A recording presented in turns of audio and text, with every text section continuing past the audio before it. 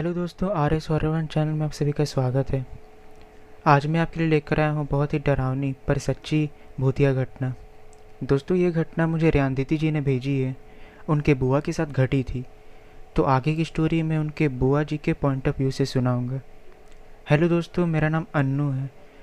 ये घटना बहुत ही पुरानी है लेकिन बिल्कुल सच्ची है, क्योंकि ये मेरे साथ घटी थी।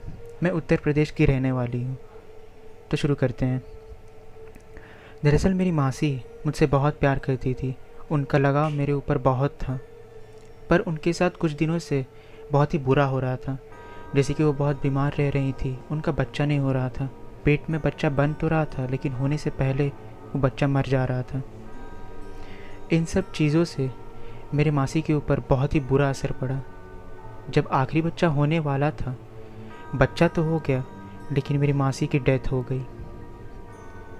ये मेरे लिए बहुत ही दुखदाई था। लेकिन कुछ दिनों के बाद सब लोगों को पता चल गया कि उनकी आत्मा भटक रही है, क्योंकि उनके मौजूदगी का एहसास सबको होता था। सबसे ज़्यादा मुझे होता था। मुझे ऐसा लगता था कि वो मेरे साथ बैठी हैं, मुझसे बातें करती हैं या फिर मुझसे बात करने की कोशिश करती हैं। मैं जब सोती थी तो मुझे ऐसा लगता था कि वो मेरे साथ सोई हैं। मैं जब खाना खाती थी तो ऐसा लगता था कि वो मेरे पीठ के ऊपर हाथ फेर रही हूँ। ये सब के कारण मैं बहुत ही बीमार पड़ गई।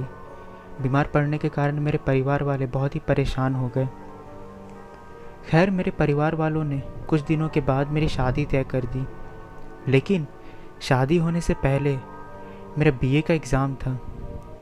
मेरे हल्दी वाले दिन मेरे बीए का एग्ज़ाम था। मुझे हल्दी लगी थी और मैं अपना बीए का एग्ज़ाम देने गई थी। जहाँ मेरा सेंटर था वहाँ पे एक पीपल का पेड़ था।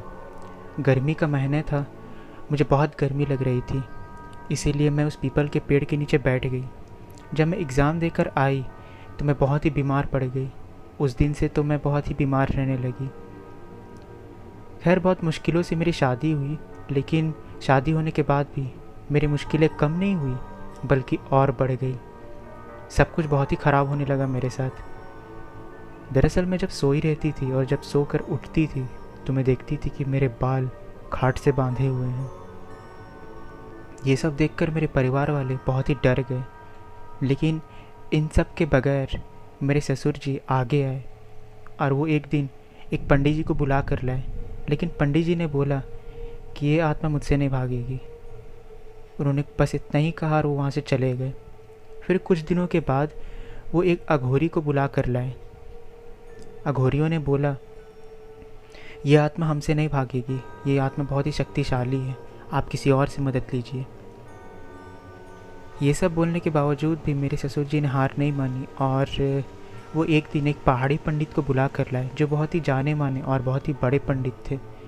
उन्होंने उपाय बताया कि आप अपनी बेटी को हर पूर्णिमा गंगा स्नान के लिए ले जाया करिए। मेरे ससुर जी ने वैसे ही किया। वो हर पूर्णिमा मुझे गंगा स्नान के लिए ले जाया करते थे। धीरे धीरे सब ठीक हो रहा था, पर कुछ ऐसा हुआ कि बहुत अजीब होने लगा। फिर से वही सब चालू हो गया। मैं बहुत ही बीमार रहने लगी और जब मेरा बच्चा होने वाला था उससे पहले ही मेरा बच्चा मर गया। मेरे साथ भी वैसा ही होने लगा जैसा मेरे मासी के साथ हुआ था।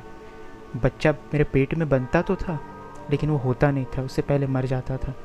मेरी हालत बहुत ही बुरी हो गई थी। किसी को समझ नहीं आ रहा था कि क्या करे। लेकिन मेरे ससुर जी को पहाड़ी पंडित ने जो बताया था वैसा उन्होंने किया। आखिरी पूर्णिमा वाले दिन जब वो मुझे ले जा रहे थे, उस दिन वो बुरी तरह से मेरी मासी मेरे ऊपर हावी हो गई थी। और जिस रास्ते से वो मुझे ले जा रहे थे, अचानक से वो मेरे ससुर जी के सामने आकर बोलती हैं, तुझे क्या लगता है तू इसे बचा लेगा?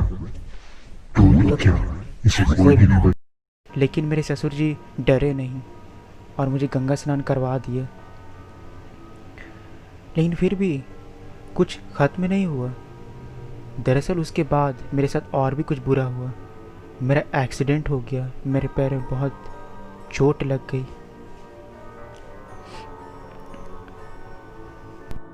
फिर भी ना मैंने हार मानी ना मैंने ससुर जी ने हार मानी।